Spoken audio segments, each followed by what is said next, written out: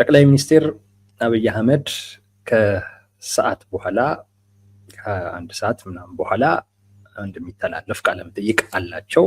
ቃለ መጠይቁ አስቀድሞ የተደረገ ቃለ መጠይቅ ነው። ዛሬ ላይ ይተላለፋል ብለውናል። እንግዲህ እንከታተለውና በይዘቱን ደግሞ መነሻ አድርገን እንነጋገራለን። ነገር ግን ከመተላለፉ አስቀድሞ በርዕሱን ስናስተዋውቅ እንደነገርናችሁ አንድ የሆነ ክሊፕ የተቀነጫጨበ ማለት ነው ተለቆ ነበርና በቃለ መጠይቅ ውስጥ ያነሷቸው አንዳንድ ጉዳዮች ምን ምን እንደሆኑ ግልጽ የሚያደርግ ክሊፕ ነው እና እሱን መነሻ ተደርጎ ብዙ ሰዎች እየተነጋገሩበት ነው፣ ሀሳብ እየሰጡበት ነው። ቃለ መጠይቁን የሚያደርጉት ከአማራ ሚዲያ ኮርፖሬሽን ወይም አሚኮ ጋር ነው የሚሆነው። ያው ዞሮ ዞሮ የአማራውን ማህበረሰብ ወይንም ህዝብ በቀጥታ ተደራሽ ለማድረግ ወይም እሱ ጋር ለመድረስ የታለመ እንደሆነ መረዳት እንችላለን። ማለት በሌላ ሚዲያ ሊያደርጉት ይችላሉ፣ ነገር ግን ሙሉ ትኩረታቸው አማራ ክልል ላይ ስለሆነ እናም ደግሞ የክልሉን ህዝብ ተደራሽ መሆን ስለፈለጉ ነው እንግዲህ ከአማራ ሚዲያ ኮርፖሬሽን ጋር ቆይታ ያደረጉት እና ወደኋላም ተመልሰው የሚያነሱት ነገር አለ። ወቅታዊ የሆኑ ጉዳዮችንም በሚመለከት የሚያነሷቸው ነገሮች አሉ። በዚህ ደረጃ እርግጠኛ ሆነን እንድንናገር ያደረገን ያ ክሊፕ ነው። ክሊፑ ያንን ይጠቁማል። ወደኋላም ተመልሰው የሚያነሱት ነገር አለ። አሁን ያለውንም ወቅታዊ ጉዳዮች መሰረት አድርገው የሚያነሱት ነገር አለ። በራሱ በዚህን ወቅት ላይ የአማራውን ህዝብ በቀጥታ ለመድረስ ፍላጎት ማሳየታቸው በራሱ ያንን የሚያመላክት ነው። አስተውላችሁ ከሆነ የመንግስት ሚዲያዎች ሙሉ በሙሉ ማለት ይቻላል ቲፒኤልኤፍን ላይ ማዕከል ያደረገ ፕሮፓጋንዳ ነው እየተሰራ ያለው፣ ኢቭን በምስል ጭምር ማለት ነው። እነ ዶክተር ደብረጽዮንን አቆሽሸዋቸው ምናምን እንደዚህ አይነት ነገር ነው። በጣም በዝቷል። አሁን የመንግስት ሚዲያዎችን ካያችሁ በቃ በደም ጨቅይተው ኤክስ ተደርገው ጭቃ ምናምን ፊታቸውን ነክቶ እንደዚህ አይነት ፕሮፓጋንዳ ላይ ተጠምደዋል የመንግስት ሚዲያዎች ማለት ነው። የዛ አካል ነው የጠቅላይ ሚኒስቴሩ የአማራ ሚዲያ ኮርፖሬሽን ላይ መቅረብ፣ ከዛ ጋር የተያያዘ የዛ አካል ነው እና ምንም እንኳን በቀጥታ የአማራውን ህዝብ ለመድረስ የፈለጉ ቢሆንም ነገር ግን የአማራው ህዝብ ጋር በቀጥታ መገናኘት የፈለጉበት ዋነኛው ምክንያት ግን ከቲፒኤልኤፍ ጋር የተያያዘ ጉዳይ እንደሆነ መረዳት እንችላለን። እዛም ላይ የሚያነሷቸው ነገሮች ያንን የሚጠቁሙ ናቸው። አንድ ሶስት ነገሮችን እንገምታለን። ጠቅላይ ሚኒስትሩ አሁን ላይ ከአማራ ማህበረሰብ ጋር በቀጥታ መገናኘት የፈለጉበት ዋነኛው ምክንያት ከጦርነቱ ጋር የተያያዘ ነው። ግን ከጦርነቱ ጋር ተያይዞ ሊያሳኳቸው የሚፈልጉ አንድ ሶስት ምናልባትም ከዛ በላይ ሊሆኑ ይችላሉ። ለእኛ ግን ሶስቱ በቂ ናቸው። አንድ ሶስት የፖለቲካ ፍላጎቶች አሏቸው ብለን እናምናለን። ያ የተለቀቀው ክሊፕ እነዛን ነገሮች የሚጠቁም ነው። ዋነኛው የአማራ ሚዲያ ኮርፖሬሽን ላይ ቃለመጠይቅ ግን ለመስጠት ፍላጎት እንዲያድርባቸው ያደረገው ወይንም እንዲሰጡ ያደረጋቸው ጉዳይ ግን በቀጣይ ይኖራል ተብሎ ከሚጠበቀው ጦርነት ጋር የተያያዘ ነው። በብልጽግናና በህወሓት መካከል ከፍተኛ ውጥረት ነው ያለው። እንዳልኳችሁ በመንግስት ሚዲያ በኩል እነ ዶክተር ደብረጽዮን ላይ በጣም ከፍተኛ ዘመቻ ነው የተከፈተው እና ያ ዘመቻውም በዋናነት የትግራይ ህዝብ ላይ ለትግራይ ህዝብ እንዲደርስ ነው። ማለት የትግራይን ህዝብ ለትግል የሚቀሰቅስ አይነት ዓላማ አለው። ሁለተኛው የዓለም አቀፉ ማህበረሰብ ጉዳዩን በደንብ እንዲያውቀው ጣልቃ እንዲገባ እና የራሱን ተጽዕኖ እንዲፈጥር ጥሪም የሚያቀርቡ አይነት ናቸው በመንግስት በኩል ያሉት። ተመሳሳዩ ደግሞ በቲፒኤልኤፍም በኩል ደግሞ አለ። ቲፒኤልኤፍም ዛቻ ላይ ነው፣ ፉከራ ላይ ነው። በየቀኑ እንቀብረዋለን የሚለው ፉከራ በቃ ጡፏል ማለት ይቻላል። በሁለቱም በኩል ከፍተኛ የሆነ የሚዲያ ፕሮፓጋንዳ ላይ ነው ያለው። አሁን የፕሮፓጋንዳ ጦርነት ነው ያለው ማለት ይቻላል። በዚህ የፕሮፓጋንዳ ጦርነት ውስጥ በሁለቱም በኩል እየተደረጉ ያሉ እንቅስቃሴዎች አሉ። አንደኛው ቲፒኤልኤፍ የሚያደርገው እና የአማራን የፖለቲካ ማህበረሰብ የአማራን ህዝብ ከሱ ጎን ለማሰለፍ የሚያደርገው ጥረት እሱ በአንድ በኩል ይታያል። በሌላ በኩል ብልጽግናም ይሄንኑ አይነት ፍላጎት አለው። የጠቅላይ ሚኒስቴሩ ከአማራ ህዝብ ጋር በቀጥታ መገናኘት የፈለጉበት አንዱ ምክንያትም ከዚህ ጋር የተያያዘ ነው ብለን እናምናለን። ይሄን የአማራን ህዝብ መናጠቅ ነው እየያዙ ያሉት እና ይሄ የአማራ ህዝብ በሁለቱ ጉዳይ ላይ ምን ያህል ወሳኝ ኃይል እንደሆነ መረዳት ትችላላችሁ። አለመታደል ሆኖ አንድነቱን ያጠናከረ ጠንካራ የሆነ የፖለቲካ ኃይል ቢኖር ኖሮ በቃ በሁለቱ መካከል ያለውን ልዩነት ሚዛን የሚያስጠብቅ እና ልክ እንደ መንግስት ሪአክት የሚያደርግ ልክ እንደ መንግስት መንቀሳቀስ የሚችል ኃይል ሆኖ በወጣ ነበረ። ጠንከር ያለ እንደ አማራ የተሰባሰበ የፖለቲካ ኃይል ኖሮ ቢሆን ኖሮ። ነገር ግን አሁን ተበታትነው ስላሉ መናጠቅ ነው እየወሰዱ ያሉት። ብልጽግናም የራሱን ሊነጥቅ ነው፣ ቲፒኤልኤፍም የራሱን ሊነጥቅ ነው እየፈለገ ያለው እንጂ ተመልከቱ፣ ሁለቱም ታርጌት የሚያደርጉት ይሄንን ህዝብ መውሰድ ነው።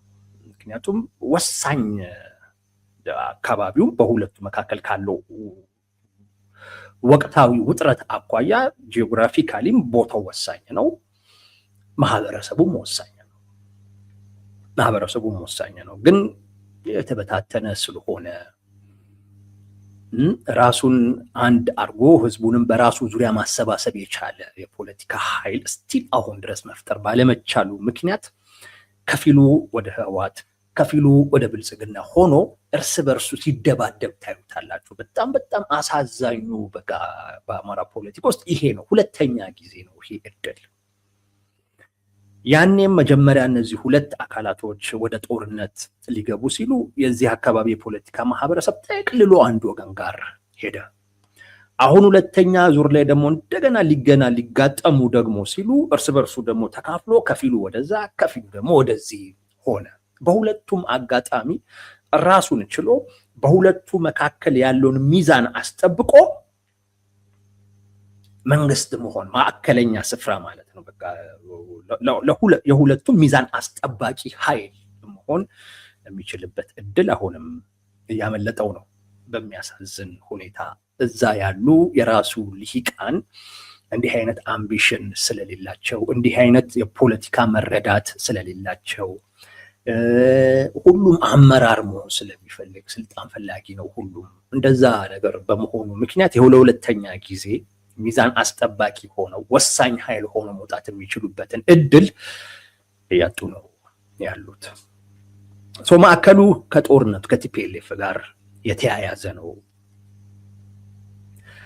ሶስት ምክንያቶች ያላቸው ይመስለናል ጠቅላይ ሚኒስቴሩ የአማራ ሚዲያ ኮርፖሬሽን ላይ ለመቅረብ። አንደኛው ነካክተነዋል። በቲፒኤልኤፍ በኩል ፋኖ እያለ ፋኖን መሰረት አድርጎ አጠቃላይ የአማራ የፖለቲካ ማህበረሰብን ከጎኑ ለማሰለፍ ከፍተኛ የሆነ ጥረት ላይ ነው ያለው። ከፍተኛ የሆነ ጥረት። ፋኖዬ ነው፣ አማራዬ ነው፣ በቃ እንደዛ ነው የሚባለው እዛ። ይሄንን ጥረት ደግሞ የተወሰኑ የፋኖ አመራሮችም እያገዙት ነው ያሉት። ቲፒኤልኤፍ ሆን ብሎ ብልጽግና እንዲየከፋፈለ እርስ በርስ ሊያጋጨን ምናምን በሚል ከቲፒኤልኤፍ ጋር አብረን መስራት አለብን ምናምን የሚሉም የፋኖ አመራሮች ደግሞ ወደፊት በድፍረት ወጥተውም ሲናገሩም ደግሞ ይታያል። ይሄንን የአማራውን የፖለቲካ ኃይል ወደ ራስ ለመውሰድ ቲፒኤልኤፍ በራሱም እንደዚሁ ደግሞ በተወሰኑ የፋኖ አመራሮች በኩል ከፍተኛ የሆነ ጥረት እያደረገን ያለው። ይሄ ጥረትን ለማሳካት ደግሞ የፈጠሩት ትርክት አለ። ያም ትርክት ጠቅላይ ሚኒስትር አብይ አህመድ ፋኖን እንውጋ አላቸው። ለማን? ለቲፒኤልኤፍ ሰዎች። የቲፒኤልኤፍ ሰዎች ደግሞ በፍጹም እኛ ከአማራ ህዝብ ጋር ድጋሚ ጦርነት ውስጥ መግባት አንፈልግም በጭራሽ፣ ስለዚህ በዚህ እቅድህ አንተባበርም አሉት የሚል ትርክት ከወደ ቲፒኤልኤፍ ተፈጥሮ ራሱን ያስተጋባዋል። የአንዳንድ የፋኖ ኃይሎችም ያስተጋቡታል። እኔ አውቀዋለሁ ይህንን ትርክት ሲፈጠር ነው የማውቀው። ሲፈጠር አውቀዋለሁ ትርክቱን ማለት ነው። ብልጽግና አይልም አይባልም፣ ጠቅላይ ሚኒስቴሩ እንደዚህ አይሉም አይባልም። ይላሉ ብዬ እንደውም በደንብ አምናለሁኝ። የእሳቸው ፖለቲካ እንደዚህ ነው እና ግልጥልጥም ያለ ነው። ምንም እንትንም ነገር የለውም። በቃ አብረን ሆነን እንትናን እንምታ፣ እንዲህ አይነት ነገር ነው የእሳቸው ፖለቲካ። በቃ ይሄ ነው የጠቅላይ ሚኒስቴር ሊሉ ይችላሉ። ግን ቲፒኤልኤፍ ደግሞ እምቢ አይልም፣ ይልቁንስ ራሱን ያስወድዳል።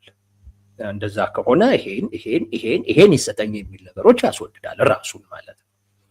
በዛ ባለ መግባባት ካልሆነ በስተቀር ቲፒኤልኤፍ ከአማራ ኃይሎች ጋር አልዋጋም የሚልበት ምንም ምክንያት የለም። ምክንያቱም አሁን ለመዋጋት የተንቀሳቀሰ ያለ አካል ነው። ትላንት አልዋጋም ያለ አካል ዛሬ ለምን እንደሚዋጋ አናውቅም። ከብልጽግና ጋር ነው ሊሉን እንደሚችሉ እንገምታለን። ግን በዚህ ጉዳይ ብዙ ያለበት ስለሆነ ከብልጽግና ጋር አይደለም ጸቡ። እንደውም ትንሽ እንመጣበታለን፣ እንነጋገርበታለን። ጸቡ ከማን ጋር እንደሆነ ግልጽ ነው። ከብልጽግና ጋር አይደለም የቲፒኤልኤፍ ጸቡ። ብቻ ግን በቲፒኤልኤፍ በኩል በዚህ ትርክት ታግዞ የተወሰኑ የፋኖ አመራሮችም ይሄንን ትርክት በአማራ የፖለቲካ ማህበረሰብ ዘንድ በጣም እያሰረጹት ነው። የአማራ በተለይ በነ ዘመነ ካሴ በኩል እና በሱ ዙሪያ ያሉ አካላቶች በጣም እያነሱት ነው። ይሄንን ጉዳይ በሚዲያም በምንም ዴሊ ያነሱታል። የጠቅላይ ሚኒስቴሩ አሁን ወደ አማራ ሚዲያ ኮርፖሬሽን መጥተው ከአማራው የፖለቲካ ማህበረሰብ ጋር ወይም ከአማራው ህዝብ ጋር በቀጥታ በዛ በኩል መገናኘት የፈለጉበት ዋነኛው ምክንያት ይሄንን ህዝብ መንጠቅ ነው፣ ወይንም ይሄንን የቲፒኤልኤፍ እና የተወሰኑ የፋኖ አመራሮች እያደረጉት ያለውን ፕሮፓጋንዳ መምታት ነው። በቃለ መጠይቃቸው ውስጥ ቲፒኤልኤፍ የአማራ ህዝብን በሚመለከት ሲያራምድ የነበራቸውን እኩይ ትርክቶች፣ ሲፈጽም የነበራቸውን በደሎች፣ ጥፋቶች ሁሉ ይዘረዝራሉ ብለን እንጠብቃለን። ምናልባትም ይሄ አሁን የነገርኳችሁን የቲፒኤልኤፍን ትርክት ውሸት ነው ብለው እስከ ማስተባበል ድረስ ሁሉ ሊሄዱ ይችላሉ ብለን እንገምታለን። አሁን በሚያደርጉት ቃለ መጠይቅ ቲፒኤልኤፎች የፈጠሩት ነው። በብልጽግና በኩል ይሄንን ጉዳይ በሚመለከት ምንም ተብሎ አያውቅም።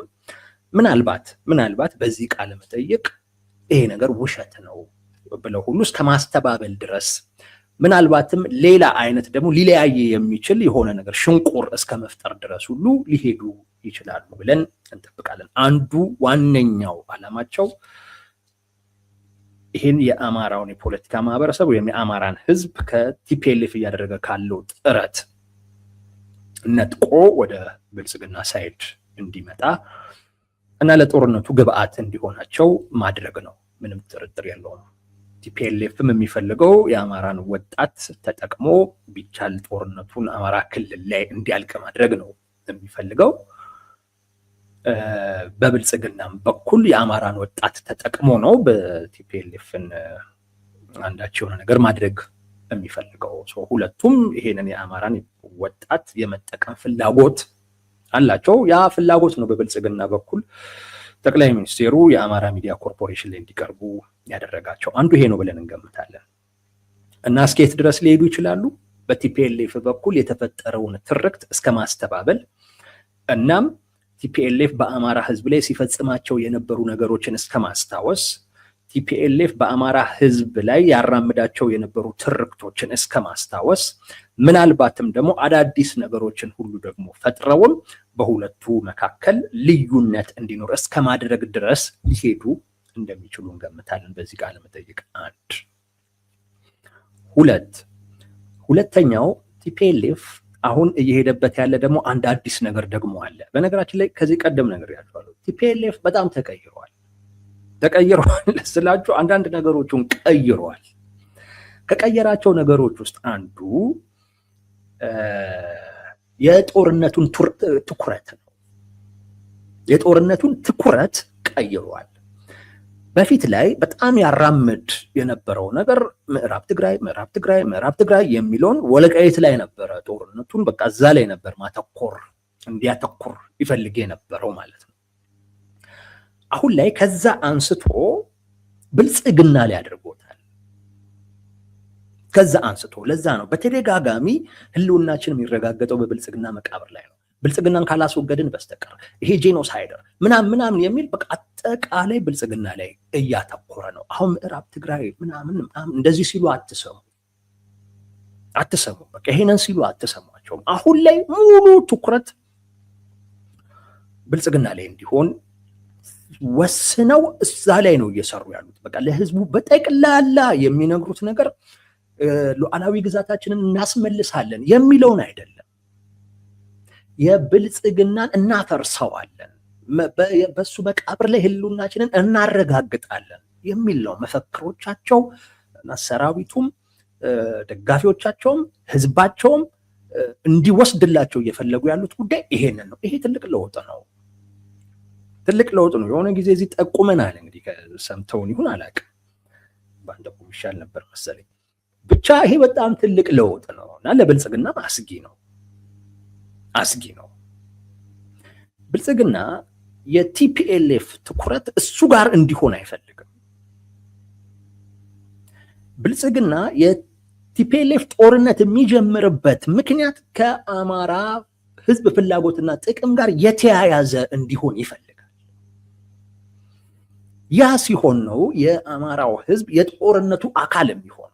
ስለዚህም ከብልጽግና ሳይድ ሆኖ የጦርነቱ አካል የሚሆነው ያ ሲሆን ነው። ጠቅላይ ሚኒስቴሩ የወልቃይትን ጉዳይ በደንብ ያነሳሉ ብለን እንገምታለን። ለምን? የወልቃይት ጉዳይ ሲነሳ ነው የአማራው ማህበረሰብ ወይም የአማራው ህዝብ ይሄ ጦርነት በእኔ ላይ ነው የሚለው። የቲፒኤልኤፍ ትኩረት እኔ ጋር አይደለም። የቲፒኤልኤፍ ትኩረት ወልቃይትን መውሰድ ነው። እኛ ይሄ ነገር በዚህ መንገድ ይፈታ ነው የምንለው። እነሱ ግን ይሄንን በኃይሌ መውሰድ ፍላጎት አላቸው ብለው በደንብ ወልቃይት ላይ አተኩረው ወልቃይት አሁን ባለበት አይነት ሁኔታ እንዲሆን ያደረጉትን አስተዋጽኦ ሁሉ አጉልተው አሁን በአማራ ክልል ስር እሱን አጉልተው የቲፒኤልኤፍ ፍላጎት ግን ይሄን መቀልበስ እንደሆነ በደንብ ወይም እሱን የሚያስረዳ አይነት ንግግር ወይም ቃለ መጠይቅ ያደርጋሉ ብለን እናምናለን። ይሄ ምክንያት አለው ማለት ያስኬዳቸዋል። የቲፒኤልኤፍ ብልጽግናን እናፈርሳለን ምናምን የሚለው ውሸቱን ነው ማለት አይፈልግም እያልኩ አይደለም። ቢችልና ቢያፈርስ ደስታው ነው። ግን አዲስ አበባ ድረስ መምጣት የሚያስችል አቅም የለውም ብቻም አይደለም፣ ይሄንንም የሚፈቅድለትም የዓለም አቀፋዊ ሁኔታም የለም በጭራሽ። አዲስ አበባ እገሰግሳለሁኝ ካለ በቃ ኢትዮጵያ ትፈርሳለች፣ ምንም ጥያቄ የለውም። ይሄ ደግሞ የዓለም አቀፉን ማህበረሰብ በጣም ያስደነግጣል፣ አይፈልጉትም። ቲፒኤልኤፍም በአዲስ አበባ ድረስ የመጓዝም ጉልበትም አቅምም የለም። አሁን ላይ ቢችሉ ይመጣሉ። ግን እንዳልኳችሁ ነው ምዕራብ ትግራይ ማለት ትንሽ አስቸጋሪ ሆነባቸው። ሻቢያም ደስ አላለውም። ምንድነው ማለት አንደኛ ፋኖችን አጣብቂኝ ውስጥ መተት ነው። ሁለተኛ ነገር ሌላ አማራጭ እየፈለጉ ነው እንዴ የሚል በሻቢያም በኩል ትንሽ እንትን አለ ማለት በሱዳን ጋር ሆነው ከኔ ሙሉ ቁጥጥር ሊወጡ ነው የሚል ስጋት ውስጥ ሁሉ ገባ። ያን ብቻም አይደለም፣ በወልቃይት በኩል ጦርነት ደግሞ ማድረግም ቀጥታ ጦርነቱ በወልቃይት በኩል ወደ ኤርትራም የመግባት እድሉም ሰፊ ነው። እዛ አካባቢ ደግሞ እንደሰሙት ከሆነ በወልቃይት በኩል ኤርትራ ጋር የሚዋሰኑበት አካባቢ ትንሽ ለም አካባቢ ነው። እዛ ውስጥ ጦርነት ውስጥ ተገባ ማለት ለኤርትራም በጣም አደጋ ነው። ስለዚህ በዛ በኩል ጦርነት እንዲኖር አይፈልግም። በዛ በኩል ጦርነቱ ወደ ኤርትራ እንዲገባ አይፈልጉም በጭራሽ። በዚህ ምክንያት ከልክሏቸዋል። ምክንያቶቹ ብዙ ናቸው። ከፍተኛ የኃይል ክምችትም አለ። ቲፒኤልኤፍም በወልቃይት በኩል አይችልም። በጣም ከፍተኛ የኃይል ክምችት ነው ያለው። ዋናው የሚፈልገው በራያ በኩል ጦርነቱን አስጀምሮ ፋኖች በደንብ አድርገው በቃ ብልጽግናን ወጥረው እንዲይዙ አድርጎ ምናልባት በወልቃይት ምናምን በኩል ያለው ወደኋላ እንዲያፈገፍግ ማለት ወደዚህ ወደ አማራ ክልል በደንብ ወደ ውስጥ እንዲገባ እንዲሳብ ማለት ነው። እዛ አካባቢ ያለው ደግሞ ኃይል ሲሳሳ እነሱ በዛ በኩል ሊወጡ እንደዚህ ነገር ያሰቡ ይመስላል ነገሩን ስናየው እንጂ ወደ አዲስ አበባ የመምጣት ብዙ ፍላጎት ሳይሆን ከአቅም አኳያ ብዙ ፍላጎት የላቸው ማለት ይቻላል። እውነታው እሱ ነው። ጠቅላይ ሚኒስቴሩም ደጋግሞ ፓርላማ ላይ ነገር ሲያነሱት አይታችኋል። አሁን ላይ የቲፒኤልኤፍ ትኩረት ወልቃይትን መውሰድ እንደሆነ በደንብ አስረግጠው ይናገራሉ ብለን እንጠብቃለን በዚህ ቃለ መጠይቅ። ያ ሲሆን ጦርነቱ የአማራን ህዝብ በቀጥታ የሚመለከት ይሆናል ማለት ነው። በቀጥታ የሚመለከት ይሆናል። ጦርነቱ ብልጽግና የአማራን ርስቶች ለማስጠበቅ ሲል የሚያደርገው አይነት ጦርነት ተደርጎ እንዲወሰድ ለማድረግ ይሞክራሉ። በዛም የአማራውን ህዝብ ድጋፍ አገኛለሁ ብለው የሚያስቡ ይመስላል። በዚህ ቃለ መጠይቅ ይህንንም ዓላማ ለማሳካት ይሰራሉ ብለን እንጠብቃለን። ሌላኛውና ሶስተኛው በጣም ያነሱታል ብለን የምናስበው ደግሞ አንስተውታልም ከሰኔ 15 ጋር ተያይዞ ሰኔ 15 ማለት የክልሉ ፕሬዝዳንት የተገደሉበት አጋጣሚ ማለት ነው። ሶስቱን አጋጣሚ በደንብ ያነሱታል። በክሊፑም ላይ ሲያነሱት ይታያል፣ ግን በደንብ ይሄዱበታል ብለን እንገምታለን። እሱ የሚጠቅማቸው ነገር አለ የሚያነሱበት ምክንያት። በተለይ አሁን ከቲፒኤልኤፍ ጋር ካልሰራው እያለ ያለው ወይንም እየሰራ ነው የሚባለው አካል በሰኔ 15ቱ ጊዜ ተጠያቂ የነበረ አካል ነው። እነ ዘመነ ካሴ ማለት ናቸው። የክልሉ ፕሬዝዳንት ምናምን እንደዚህ ጨምሮ የነበሩትን አመራሮች ጨምሮ እንዲገደሉ የራሳቸው ድርሻ ነበራቸው ተብሎ እንደውም ዘመነ ካሴ ሁሉ በዚህ ምክንያት እኮ እስር ቤት ሁሉ ጭምር ነበረ። ይህንን ጉዳይ ያነሱታል በደንብ እና እነ ዘመነ ካሴም በአማራ ህዝብ ዘንድ በጣም እንዲገለሉ ለማድረግ ይፈልጋሉ። አሁንም ክፍፍል አለ፣ በፋኖች ውስጥ ክፍፍል አለ። እነ ዘመነ ካሴ ከቲፒኤልኤፍ ጋር ካልሰራን ይላሉ አብዛኛው የፋኖ አመራር እና አብዛኛው የፋኖ ሰራዊት። ይህን እርግጠኛ ሆኜ ነው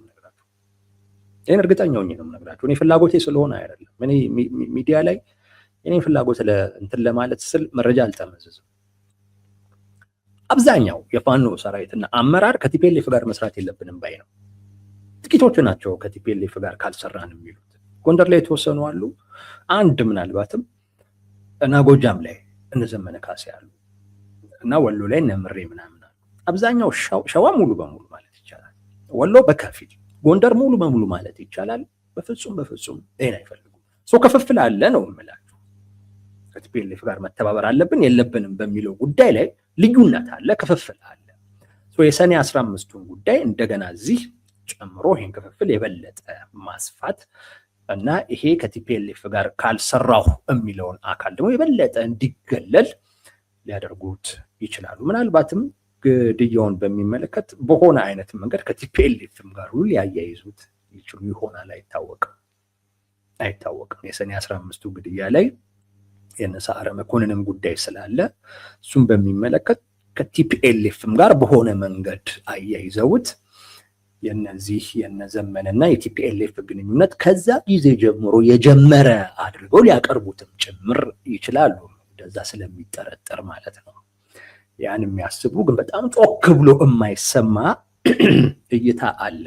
የነዘመነ ካሴ ግንኙነት አሁን ሳይሆን ከዛ ጊዜ ጀምሮ ሁሉ የነበረ እንደሆነ የሚያነሱ አንዳንድ አካላቶች አሉና እሱን የሚያረጋግጥ የሆነች ነገር ይሰጡና እንግዲህ ያው እሱ ተይዞ የፖለቲካ ማህበረሰቡ እርስ በርሱ ይናረታል ብለው ያስባሉ።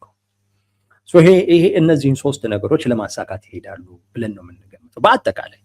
በአጠቃላይ ቢሳካላቸው አጠቃላይ የአማራው ህዝብ ከጎናቸው ማሰለፍ፣ ካልተቻለ ግን እንዲከፈል ማድረግና አብዛኛውን ድርሻ ጠቅልለው ለመውሰድ ነው እየፈለጉ ያሉት ማለት ነው። አሳዛኝ ነው። የአማራ ፖለቲካ በዚህ ደረጃ ላይ መሆኑ ያሳዝናል።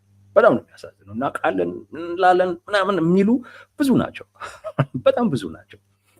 ያኔ ብልጽግናና ቲፒኤልኤፍ ጦርነት ውስጥ ሲገቡ የአማራው የፖለቲካ ማህበረሰብ ጠቅልሎ ብልጽግና ውስጥ ገባ። በጣም ስህተት ነበር። እንደውም ነገ ከነገ ወዲያ ከትግራይ ፖለቲካ ማህበረሰብ ጋር ግንኙነት መፍጠር እንኳን ቢፈለግ እንደ በማን በኩል ሊፈጠር ነው ተብሎ ድልድይ ሁሉ እኮ ነው የጠፋው። የተወሰነን ሰዎች እንደ ድልድይ እንሁን ብለን ሞከርን እንጂ ነገ ከነገ ወዲያ እንኳን መገናኘት ቢያስፈልግ በፖለቲካ ላይ እንደዚህ አትቆራረጥም። ተቆራርጦ ከብልጽግና ጋር ወገነ። ያኔ ብልጽግናማ ፐርሃንዱን ያዘ። የአማራውን ኃይል ይዞ ነው በነገራችን ላይ ቲፒኤልኤፍን ያሸነፈው። ጃደጋ ውስጥ ነበረ። አሁንም በሁለቱ መካከል ላይ ሚዛን የሚያስጠብቅ ምናልባትም ወደዚህም ወደዛም እያለ የበለጠ ዋጋውን ማስወደድ የሚችልበትን አጋጣሚ እርስ በርሱ ተካፍሎ ከፊሉ ህወሓት ጋር ከፊሉ ብልጽግና ጋር ሆኗል። ይሄ ሁሉ እየሆነ ያለበት ዋነኛው ምክንያት በራሳቸው አንድ ሆኖ መቆም ባለመቻል ነው። እንግዲህ ከመጀመሪያው ጦርነትና አሁን ባለው መካከል ብዙ ጊዜ ነበር። በዚህ ሂደት ውስጥ ሁሉ ጠንካራ አንድነት ፈጥረው በሁለቱ መካከል ሚዛን የሚያስጠብቁ ኃይል ሆነው ለዓለም አቀፉ ማህበረሰብ ኢትዮጵያን መታደግ የሚችል ዋስትና የሚሰጥ የፖለቲካ ኃይል ሆነው መታየት ይችሉ ነበር። በዚህ አጋጣሚ ይችሉ ነበር። እጩ መሆን ይችሉ ነበር። ምክንያቱም ይኸው ብልጽግና እንደምታዩት ነው። ብልጽግና የኢትዮጵያን ህልውና በሚመለከት ዋስትና መስጠት አልቻለም። ለምን? ሚዛን አስጠባቂ ስላልሆነ ነው። እንደውም ጭራሽ አጠቃላይ የኢትዮጵያን ፖለቲካ ሰሜንና ደቡብ ወደሚል አይነት ብሎክ እየወሰደው ነው ያለው ብልጽግና። ቲፒኤልኤፍ አይሆንም። የአማራው ኃይል ግን በዚህ በብልጽግናና በቲፒኤልኤፍ መካከል ሚዛን ማስጠበቅ የሚችል አካል ቢሆን፣ እንደዛ ሆኖ ወጥቶ ቢሆን ኖሮ በቃ እኮ ሁለቱንም እኮ አቻችሎ የሚኖር መካከለኛውን ስፍራ የያዘ አካል ነው የሚሆነው። ያ ማለት አሁን ኢትዮጵያ ያላትን ቅርጽ ይዛ እንድትቀጥል ከሁለቱ በተሻለ ዋስትና መስጠት የሚችል የፖለቲካ ኃይል ተደርጎ በዓለም አቀፉ ማህበረሰብ ዘንድ የመታየት እድል ነበረው። ግን አላደለውም። ይኸው አሁንም ለሁለተኛ ጊዜ ከፊሉ ወደዛ ከፊሉ ወደዚህ ሆኖ እርስ በርሱ ሊናረት ነው። የፕሮፓጋንዳው ጦርነት፣ የፖለቲካው ጦርነት፣ ነገ ከነገ ወዲያም ወታደራዊ ጦርነት አማራ ክልል ላይ የመሆን እድሉ በጣም ሰፊ ነው። የቃለ መጠይቃቸውን ይዘት ደግሞ እንሰማና በደንብ ደግሞ እንነጋገርበታለን። ነገር ግን እነዚህን አሁን የነገርኳችሁን 3 ዓላማዎች ታሳቢ ያደረገ ቃለ መጠይቅ እንደሚሆን እንጠብቃለን።